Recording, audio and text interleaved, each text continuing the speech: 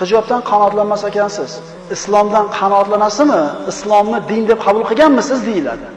Agar ha desa bir javob, yo'q desa boshqa javob.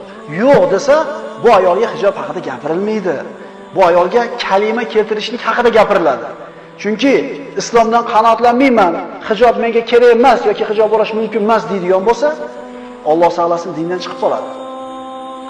Matin toza bo'lsa bo'ldi-da, nima endi desa, aytamizki, Payg'ambar sollallohu alayhi vasallam ayollarning qalbi albatta pokiza bo'lgan. Shularga Alloh taolo avratinglarni yopinglar deb aytgan. Agar yo'q, men islomdan qanoatlanaman, men muslimaman deb turib hijob o'rnayotgan bo'lsa, aytamizki, quyidagi oyatni eshitmaganmisiz? Alloh va uning payg'ambari bir ishni hukm qilgan, buyurgan vaqtida biror mu'mina va mu'min uchun Allohning hukmini qo'shib o'z ishlaridan ixtiyor qilishlik joiz emasdir. Alloh va Rasuli bitta narsani mumkin degandan keyin mu'min odamda ixtiyor qolmaydi, faqat bajarish kerak. Mana mumkin emas deb buyurdimi? Tamom, gap qolmaslik kerak. Endi to'g'ri-yu, deyaptimi? Demak, mana shu oyatga ochiq isyon bo'lyapti.